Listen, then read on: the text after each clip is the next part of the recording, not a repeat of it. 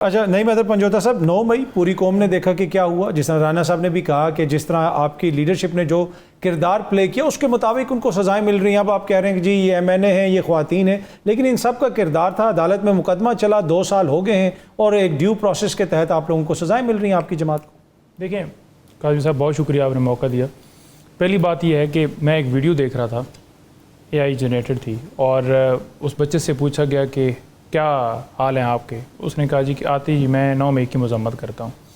तो सूरत हाल सिर्फ पाकिस्तान के अंदर हर तरफ यही चल रही है। जहाँ गैदरिंग की बात है ना, गैदरिंग की बात है, तो देखें इमरान खान की पॉपुलैरिटी उनके ऊपर हमला करके, उनके ऊपर केसेस बना के ख़त्म नहीं हो पाई। तो ये एक सारा एक प्लान रचाया गया कि इमरान खान की जमात को टारगेट कैसे करना है, कैसे जेल में डालना है, प्रेस कॉन्फ्रेंस करवानी है, कैसे सज़ाएँ देनी है, और वो सारा आपने देखा, पूरी पाकिस्तान की आवाम ने देखा। अब इस केस के ऊपर आ जाएं जो आज 2 केसेस के अंदर सज़ा दी गई है। देखिए मेरी बात हुई परवेज़ साहब जो वहाँ उस केस के अंदर उस टीम का हिस्सा थे, उन्होंने कहा जी कि मैंने उससे पूछा कि मैंने कहा सुनाएं क्या सूरत हाल रही, फैसले के हवाले से क्या मामला रहा। उन्होंने कहा ये तकरीबन 8 रोज़ पहले का ये फ़ैसला जो है वो लिखा गया था। 5 अगस्त के 8 लोग गिरफ़्तार हुए थे। 5 अगस्त जब इमरान खान को दोबारा गिरफ़्तार किया गया था, उस 5 अगस्त के ऊपर जो गिरफ़्तारी लोगों की डाली गई थी उनको भी 9 मई के अंदर नामजद कर दिया गया। उनमें से 4 लोगों को बरी कर दिया गया, 4 लोगों को सज़ा दे दी गई। इससे आगे वो बताते हैं कि बशीर एक जमनाइल है, उसकी उम्र जो है वो 16 साल है, इसको 10 साल सज़ा दी गई है। इसके हवाले से अदालत में बताया गया कि इसका तो ट्रायल ही नहीं चल सकता। और एक और हाफिज़ अरशद हैं, इमरान खान साहब के गन मैन है, जिनके हवाले से अक्सर ट्वीट भी कर रहे हैं हम। वो गन मैन गार्ड जो है ना, ये खड़े हैं लाहौर इस्लामाबाद हाई कोर्ट के अंदर, और मैं इसका खुद विटनेस हूँ क्योंकि मैं ज़ख्मी 9 मई को हुआ था। और ये वहाँ पर सबसे बहस कर रहे हैं कि आपने क्यों गिरफ़्तार किया, मतलब वो वीडियोस भी सोशल मीडिया पर पड़ी और इन्होंने ये तस्वीर भी दिखाई।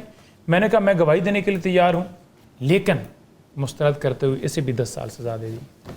ठीक है, अब इसका कोई एविडेंस दिखा दें इन तमाम लोगों की, या ये सारी जो मैंने आपको मैच की हैं कि किस तरह केस के अंदर फैसला दिया गया। और सबसे बुनियादी चीज़, सरगोदा के अंदर जज अब्बास हैं, जिनके पास केसेस लगे हुए थे 9 मई के हवाले से। 348 रिकॉर्ड चेक कीजिए और 355 2 केसेस में तमाम लीडरशिप को इस बुनियाद पे बरी कर दिया कि जो ये साजिश का इल्ज़ाम है, जो गवाही है टेबल के नीचे छुपने वाली, जमान पार्क या चक्री, ये गलत है। उसको उस जज अब्बास ने रिजेक्ट किया और ये कहा कि जितनी एविडेंस पेश की गई है ये सारी की सारी फैब्रिकेटेड है। ये उन 2 फैसलों के अंदर लिखा हुआ है। सुप्रीम कोर्ट की जजमेंट्स हैं कि जब एक ही नौयत के केसेस होते हैं और एक मुकदमे के अंदर ये तय पा जाए कि ये एविडेंस नहीं है ठीक, ये गवाह ठीक नहीं है, तो फिर दूसरे केसेस जो हैं रुक जाते हैं, उसमें भी वो खत्म हो जाते हैं। यहाँ पे वो चलते रहे। अच्छा, अब आगे एक और आखिरी जो नुकता है वो ये है कि उसके बाद जब नए जज आए, नईम साहब ने उस गवाही को भी कबूल किया, एविडेंस को भी कबूल किया, सज़ा भी दे दी। अब जब सज़ा दे दी उसके बाद आर्टिकल 13 आता है। आर्टिकल 13 ये कहता है कि no person shall be arrested और prosecuted for the same offence more than once.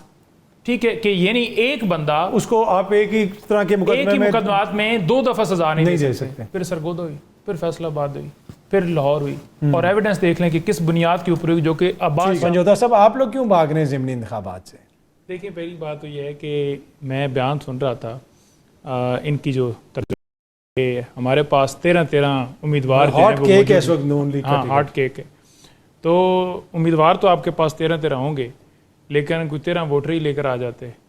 Nawaz Sharif साहब भी जीत जाते, शहबाज शरीफ साहब जीत जाते, मरियम साहबा जो हैं वो मैर शराफत से आ रही हैं। तो ये तो इल्ज़ामात है ना, आपके किसी अदालत में साबित तो नहीं हुआ ना ये? देखिए इल्ज़ामात तो तब होना जब हमारे पास फॉर्म 45 ना हो। मैं अपने लेकर इधर आ जाता हूँ, किसी हल्के के आप लेकर आ जाएं। इस्लामाबाद के 3 हल्कों के लिए किस वजह से जो है वहाँ ट्राइब्यूनल चेंज किए गए, क्यों जो है वहाँ ये इतराज़ किया गया कि अब इलेक्शन अमेंडमेंट की जाए और अपनी मर्ज़ी के जजेस बिठाए जाएँ ताकि इलेक्शन पटिशन जो है अल्तवा का शिकार की जाएँ और फैसले ना दी जाएँ। 180 दिन का टाइम है एक्ट के अंदर कि आपने पटिशन को डिसाइड करना है। दूसरी बात ये रहेगी कि इमरान खान साहब ने बिल्कुल कैटेगोरिकली ये कहा है कि इलेक्शन के अंदर हम अपने उम्मीदवार नहीं देंगे। उसकी रीज़न ये है कि इन सज़ाओं को तस्लीम देना करार होगा, इस प्रोसेस को जो ये करना है धांधली सारी, क्योंकि सीटें तो उन्होंने जीत के खुद को ही देनी है, तो उसको लेजिटिमेट करार नहीं देने की तरफ, क्योंकि इससे पहले हम आजमा चुके हैं। रिकाउंटिंग के ज़रिए कोई एक सीट पाकिस्तान के अंदर दिखा दें कि पीटीआई को दी गई हो, सारी नून लीग को जा रही हैं। मखसूस नशिस्तें आपके सामने है कि सारी बांट दी गई, हालांकि आइन में प्रोपोर्शनल रिप्रेजेंटेशन का जिक्र है कि जो जमात जितनी सीटें जीती है उस हिसाब से उसको मखसूस नशिस्तें मिलती हैं। लेकिन कोई सवाल करेगा कि आप अगर 10 सीटें जीते हैं तो आपको 20 कैसे मखसूस नशिस्तें मिल जाती हैं? ये आइन के अंदर ये भी बता देना, बल्ले के निशान के अंदर ये होगा, इन्होंने आज़ाद नहीं लिखा, उन्होंने ये कर दिया, सुन्नी इताअत, ये सारी बातें। इसका जवाब भी हमने दिया और सुप्रीम कोर्ट ने इंसाफ किया, लेकिन उस इंसाफ को जब किया गया उस पर अमल नहीं किया गया इलेक्शन कमीशन की जानिब से। लेकिन जो ही ये सजाएं हुई फिर फौरी अमल भी हो गया। तो ये बाकी सारे हल्कों में से तो आप इलेक्शन नहीं लड़ेंगे, लेकिन 1 to 9 में तो मियां अजहर साहब की वफात की वजह से हल्का खाली हुआ है लाहौर का, वहां पे तो तहरीक इंसाफ इलेक्शन लड़ेगी। अमाद अजहर साहब की आज खबर आ रही थी कि उनके कागजात नामजदगी भी मंजूर हो गए। बिल्कुल, जो सजाएं हुई है ना, खान साहब ने उन हल्कों के हवाले से ये बात की थी। ठीक है, बाकी लाहौर वाला उनका जो कागजात हैं वो एक्सेप्ट हुए हैं। ठीक, और मजीद खान साहब का मौक़िफ़ जो होगा वो ही हतमी होगा। ठीक है। पंजोता साहब, 14 अगस्त क्यों? आपने एहतजाज करना है, 13 को कर लें, 16 को कर लें, फिर आप पे इल्ज़ाम लगता है कि कोई भी इंपॉर्टेंट मौका हो पाकिस्तान के हवाले से आप लोग जो है इस किस्म की हरकत शुरू कर दें। देखें काज़मी साहब, मैं बड़ी अच्छी तरह याद है, मैं इधर वीडियो भी आपको निकाल के दिखा दूँगा। मौलाना साहब बात कर रहे थे और साथ जो ख्वाजा हैं ख्वाजा आसिफ साहब, और साथ दूसरी तरफ कमर ज़मान कायरा, वो खड़े थे और दीगर लोग खड़े थे। तो उन्होंने स्टेज पर खड़े होकर के ये कहा कि हम इस दफ़ा 14 अगस्त नहीं मनाएंगे, जदोजहद यौम आज़ादी नहीं मनाएंगे, जदोजहद आज़ादी मनाएंगे। देखें, हम ये बात कर रहे हैं कि 14 अगस्त को हम पाकिस्तान का झंडा लेकर निकलेंगे, साथ तहरीक इंसाफ का झंडा होगा। पाकिस्तान को आज़ादी 14 अगस्त को मिली, लेकिन हकीकी आज़ादी के लिए तहरीक इंसाफ का साथ झंडा जो है वो होगा। अब दूसरी तरफ आप देखें कि मैं आज डिस्ट्रिक्ट कोर्ट के अंदर पेश हुआ, हमारे ISF के नौजवान हैं, वो एक अपने जो होता है उनका हॉस्टल, उसके अंदर बैठ के गपशप लगा रहे थे, चाय पी रहे थे। वहाँ पुलिस ने, इंस्पेक्टर हैं अशफाक जो अक्सर लोगों को उठाते हैं और सारा, तो वो वहाँ पहुँचे साथ हमला लेकर, उन्होंने उनके ऊपर तशद्दुद भी किया और उन लोगों को गिरफ़्तार करके उनके ऊपर FIR दर्ज कर दी। आज मैं पेश हुआ और 395 मैं देखता हूँ कि उसके अंदर डकैती का, इसके अलावा मैं देखता हूँ कि वहाँ जो ये नया एक पापो एक्ट लगा है वो उसकी सेक्शन 8 वो लगाई है, उसके अलावा 188 और दीगर दफ़ात लगा दी। अब उन बच्चों का फ्यूचर तो आपने तबाह कर दी। उनका रिकॉर्ड के अंदर आएगा कि इनके ऊपर FIR दर्ज हुई है। और मैंने जज साहब को कहा कि इनका कल पेपर है, प्लीज़ आप डिस्चार्ज कर दीजिए। मुझे बड़ा लगा कि जज साहब सुन रहे हैं सारी बात, उन्होंने समझ भी आ गई। मैंने वीडियो भी दिखा दी कि ये सारा है, लेकिन पता चला कि 2 दिन का उनका फ़िज़िकल रिमांड दे दिया गया पुलिस को। तो पाकिस्तान की बात करना, अभी 14 अगस्त तो दूर थी ना, उससे पहले ही आपको इतना खौफ है, इतनी फस्तायत है कि घर में बैठे हुए दफ़ा 144 लगा के आपने लोगों को उठा लिया। हमने उन्हें जज साहब को यही कहा कि इसका मतलब तो ये है कि यहाँ अदालत के अंदर भी 25-30 लोग हैं, फिर यहाँ भी 25-30 लोग बने हुए हैं, तो इनको तो पूरा मौका है, यहाँ भी फिर हमको भी उठा लें।